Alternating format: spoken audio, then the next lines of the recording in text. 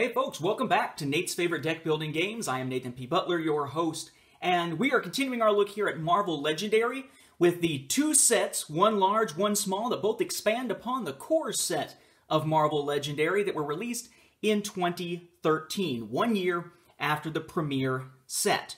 Now, a couple of bookkeeping things here first, just to make sure we're all clear on some things that were either left out of the last one or that help set the stage for what's to come. First of all, no, I didn't show it, but yes, of course, there is a rule book that's going to go with the core set. It's kind of more square than anything else here. And yes, the original set actually does come with a whole bunch of these legendary dividers that theoretically you could write on up at the top that can help you divide your stuff up. Now, for me, this just isn't fancy schmancy enough. There's a guy named Sean Finn over on the Board Game Geek message boards who actually puts together specialized, customized divider sets for all of these legendary and legendary encounter sets. Nice ones like these here. And basically all you have to do is download a PDF that he has put together, set it to be normal size, print it on some cardstock or premium presentation mat, as Epson calls it, and you've got yourself some nice dividers you can then cut and then stick inside your case, and it's going to give you everything you need to know as far as what the type of card is, what the card is, and in the case of heroes, you'll even get information here that tells you what their team icon is and what type of heroes are available for that particular character block in case you're trying to figure out upcoming combos as you're building a scenario. Very cool stuff. All free, all things that this guy Sean Finn puts together. I've never spoken to the guy, never met the guy, but it's some really good stuff over on the Board Game Geek message boards. But in a pinch, you can, of course, use the ones that are included with that core set, just in case. Now, one last thing before we get started looking at the 2013 sets of Dark City and Fantastic Four is that we need to keep in mind that the original base set is a bit of an anomaly. It has everything you need to be able to play. None of the other expansions are going to include everything you need to be able to play, with the exception of the Legendary Villains core game, which takes the entire concept of the game and flips it on its head, so you're playing as villains going after heroes, very much like Forever Evil turned the DC deck building game on its head. But every other time we see an expansion, what we're seeing is something that's either a box about this size, okay? This is sort of the box expansion, as they often call it, and that's going to have quite a few new mechanics and new concepts in it, along with a ton of new cards. Or you're getting a much smaller package, something like this, that's only going to have a handful of new characters and such in it, but that helps you expand upon your legendary game without spending very much money. So there's the big box, there's the small box when it comes to expansions, kind of like actually what we saw with Ascension early on. But then you've got your core base set boxes that you absolutely have to have. You cannot play one of this size or this size boxes by themselves. You absolutely have to have one of the base games. Now I show you those sizes because I actually got a really good deal on a lot of the early Legendary stuff by getting one enormous eBay lot with a lot of the material that was in it, basically complete up to the point at which I bought it. So in some cases I don't have the boxes to show you. That'll be the case with the two this time. What we're looking at this time is the expansion Dark City, the first of the big boxes, and we're going to take a look at Fantastic Four, the first of the small boxes. Okay? In each case, as you can tell, we have a rules supplement, and for most of these, the rules supplements are very, very short. It just gives you some new information about the different heroes that are in it, anything about any new mechanics. It does then go into cards, clarification, sort of a frequently asked questions type of thing, and let you know what the contents are before the credits. So really not a whole lot to these, so you're not going to expect any of these big boxes to heavily change up the game, but they do introduce some new mechanics and a ton of new cards along the way. So let's take a look first at Dark City, the first big box expansion. It goes into some of the, as you might expect, darker areas of the Marvel Universe with groups like Marvel Knights and X-Force.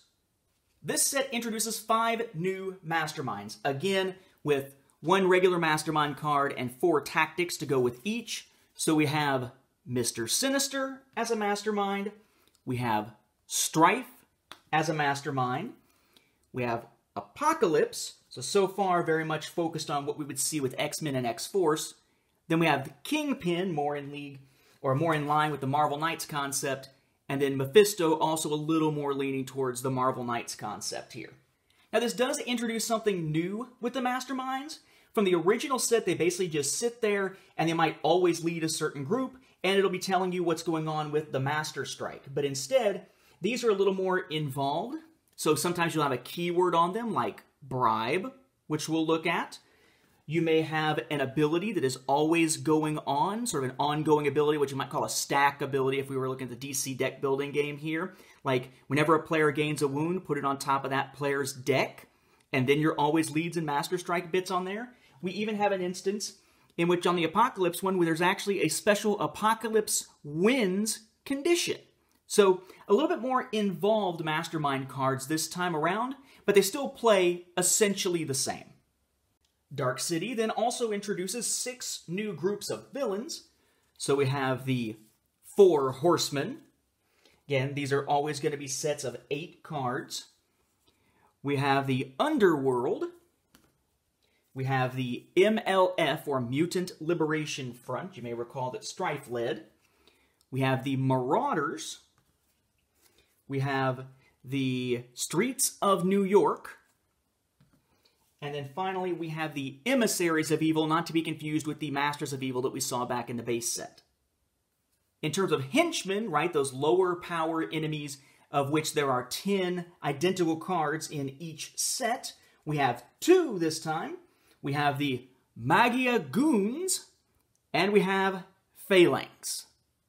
As far as new things that are being added, you may recall that back in the first video, I pointed out the bystander stack and those 30 bystander cards that just sat here face up. And there was a little note running along the bottom of the screen that eventually it would be changed up where this would no longer be face up. If you're playing with just the base set, it's just the one type of bystander, they're all face up because they're always the same. It doesn't matter which one it is, they always wind up being exactly equivalent.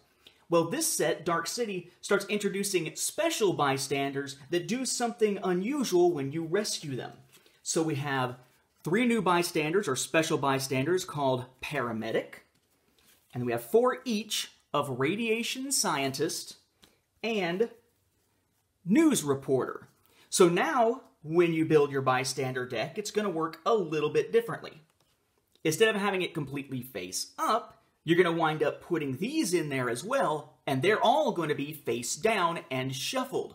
So when you're pulling bystanders to put into your villain deck, or if you have bystanders that are being pulled off of the stack for being rescued by some card effect, you never quite know which one you're going to get. More than likely, you'll get a regular one. But in some cases, 11 in this case, you'll wind up pulling a special, unique bystander, as they're called. Dark City then introduces 8 new schemes, which, for the record, are Organized Crime Wave, Save Humanity, Detonate the Helicarrier, Capture Baby Hope, Steal the Weaponized Plutonium, Transform Citizens into Demons, Executioner Song, and Massive Earthquake Generator. Of course, then we have our heroes, and this set introduces 17 new heroes, which of course all have 14 cards per hero, and these are divided up amongst, again, Marvel Knights, X-Men, and X-Force. For X-Force, we of course have Cable, that is your X-Force symbol up here in the corner. We have Cable, we have Forge, we have Colossus, we have Domino, or excuse me, they call her Domino. There we go, that's better. And then, of course, because he was in X-Force for a while, we have Wolverine. Then for Marvel Knights, which is now this little MK symbol up here, we have Elektra. And of course, if we have Elektra, we'll need Daredevil. Then we have Punisher. It's like we're filling out the cast of the Netflix series, right? Blade. Not sure if that's Wesley Snipes or Kirk Sticky Fingers Jones, but Blade. Then we have Iron Fist, the most disappointing of Netflix series. Excuse me. And Ghost Rider, now no longer appearing on Agents of S.H.I.E.L.D. Then the last of our heroes are going to wind up filling out more of the ranks of the X-Men. We have Angel, makes sense if 4 Horsemen and Apocalypse are in here somewhere. We have Bishop. We have Jean Grey. We have Iceman. You know I'm not playing. We've got Nightcrawler. And we have Professor X. Now let's talk other new mechanics beyond the ones already mentioned and keywords. One of the new mechanics is what's called a critical hit. You may recall from the base set that if we're looking at a card that has a symbol in front of an ability, you must have played a previous card with that type symbol, or team symbol as the case may be, in order to then use that ability whenever you play this as another card. So I have to have played one tech card before this to be able to get the tech ability here, otherwise I just get his 2 recruit points. Well, I mentioned that that would sort of get changed up. Now we have the critical hit, which sometimes will have 2 symbols in front of it instead of 1.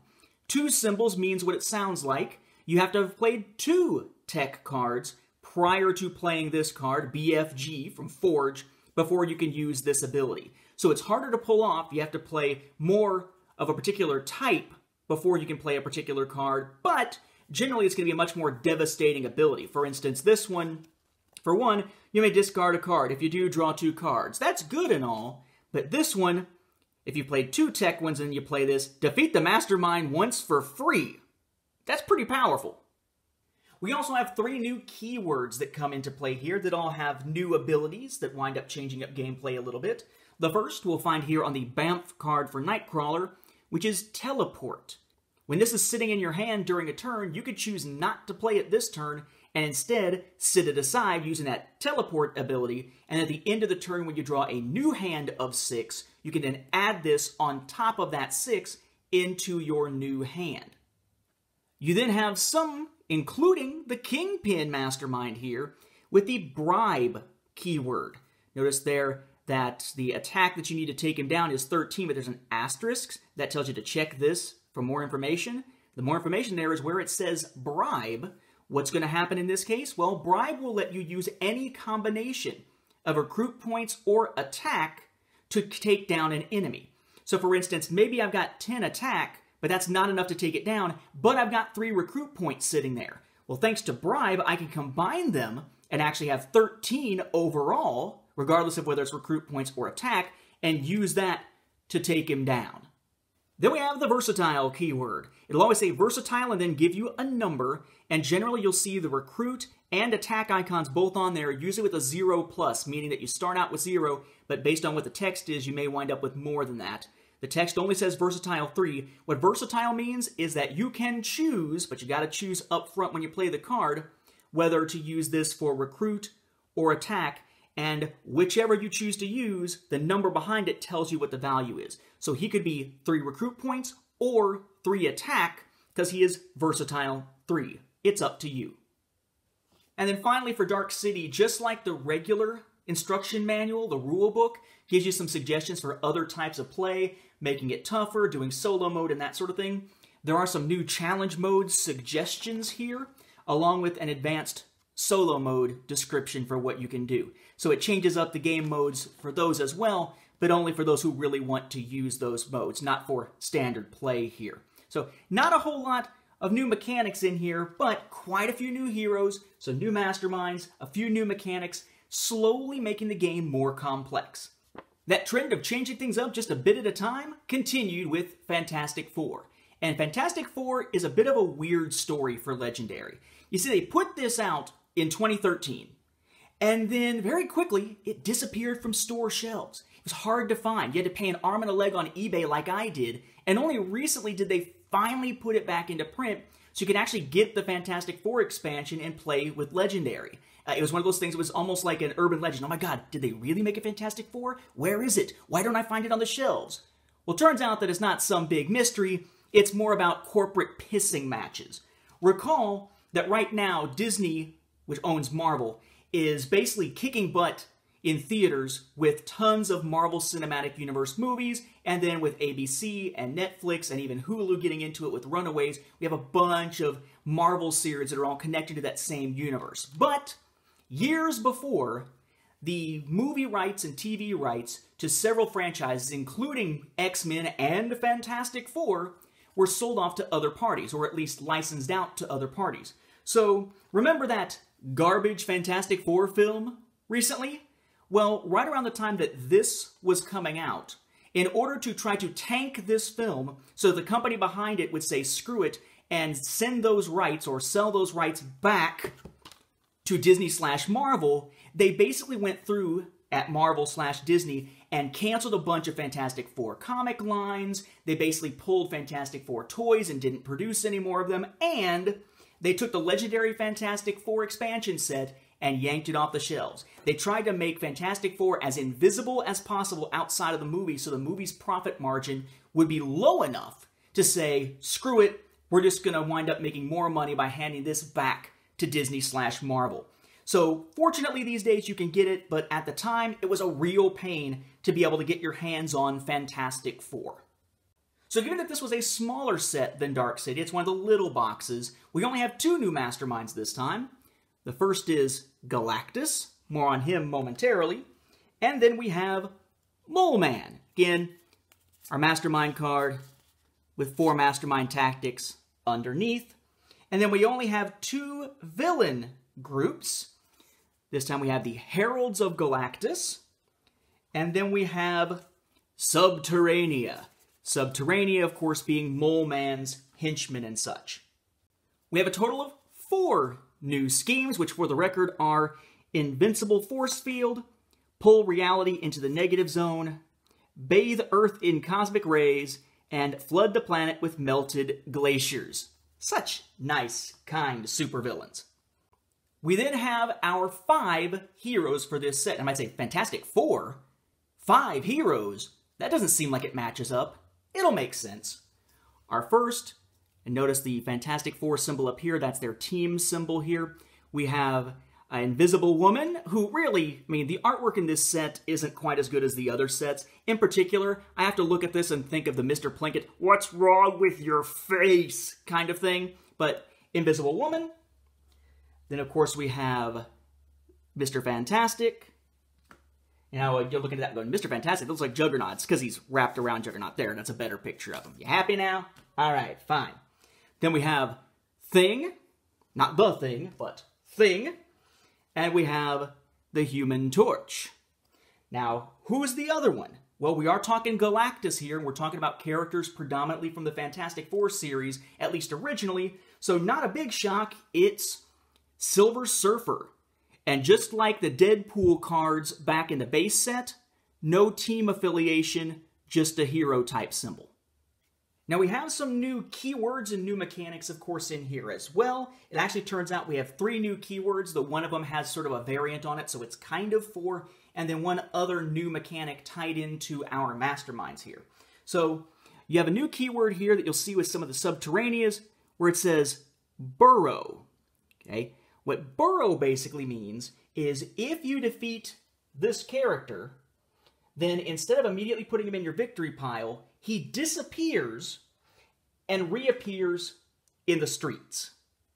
You do still rescue any bystanders that were underneath them. They get rescued while, I guess, the villain is escaping by burrowing and winding up back in the streets. But basically, as long as streets is empty and you defeat them anywhere else, they pop up in the streets. So to actually permanently defeat them, you either have to fight it while it's in the streets, or fight it while somebody else is already in the streets, so there's nowhere for it to burrow to, or fight it somewhere else, it burrows to the streets, and then fight it in the streets to meet that previously mentioned condition, and then they're actually going to go in your victory pile. So, kind of a elusive little villain there.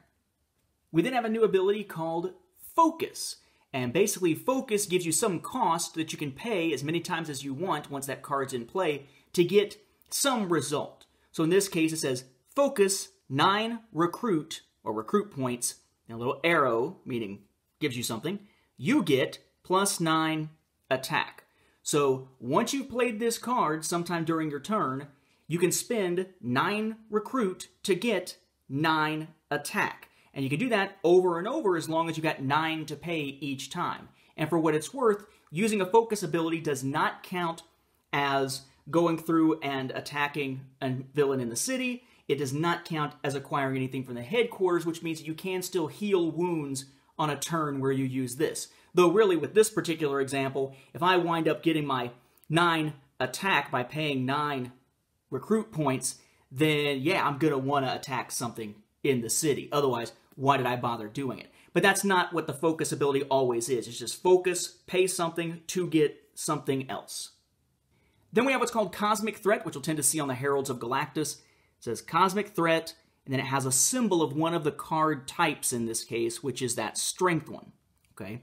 So, what Cosmic Threat means is that once per turn, you see that Cosmic Threat symbol there? You can reveal as many cards of that type as you have either played or in your hand.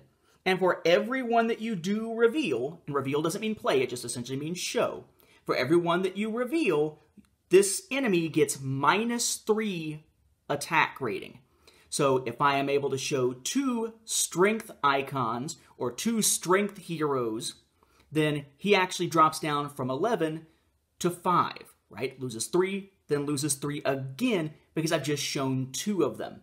It allows us to take these much stronger adversaries and sort of cut them down to size to make them easier to take down. Now I should note here before we leave Cosmic Threat that this happens and affects them for the entire turn.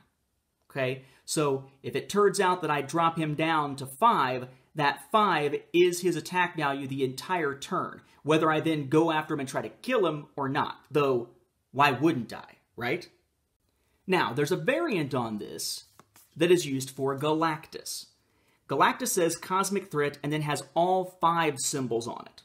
What that means is that once per turn, you choose one of the 5 types, reveal cards of that type, and yes, this enemy again gets -3 for each one you reveal. But instead of being for your entire turn, it is only for this one fight. So if you use that ability once, attack him, take out one of his mastermind tactics, if you then turn around and try to attack Galactus again, you cannot use the Cosmic Threat thing again, so he'll be back to his full power of 20 attack. Now maybe you've got 20 attack to take him down, but chances are probably not. So more than likely this is going to restrict you to going after Galactus once per turn. One other item that's interesting here is what happens with Galactus. When you pull a Master Strike for Galactus, it says destroy the city space closest to Galactus. Any villain there escapes, put this Master Strike there. Okay, and Galactus wins when the city is destroyed. So you pull a Master Strike from the villain deck while you're playing with Galactus as your mastermind, and whichever is the closest to him, so starting with the bridge, gets destroyed, and the strike sits there to remind you that it's destroyed. Once a city space is destroyed, it's just like it doesn't exist. As the cards make their way across, they just ignore that space and just move right on to the next space. It's almost like it just got removed from the board entirely. So in theory, if the game is going very poorly for our heroes, you could wind up with just the sewers sitting there, lots of enemies escaping, because all they got to do is go from the deck to the sewers and then they're out, they're escaped, and then the very next time a Master Strike is pulled, boom, the sewers are destroyed, all 5 city spaces are destroyed, it meets Galactus' win conditions, Galactus wins, all the heroes lose. So again, kind of adding a timetable to a particular game mode. So 2 expansions here that add some interesting new things to the game. They don't change it up completely or anything, but which add a few new bits and flips over that bystanders stack to give us a little bit more of a dynamic game than what we got in the base set.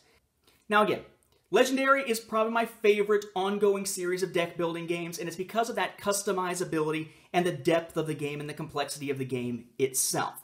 Hopefully you've noticed at this point that both of these, whether it's a big set or a little set, give you more heroes, more villains, more schemes, more masterminds, etc., to make it a more complex game, but also add to your options for customization. By now, with as many sets as are out, you'll probably never play the same game twice unless you purposely do so when playing Legendary. And that's pretty sweet. Next time, we'll take a look at a handful of more expansions as we look at these small expansions from 2014.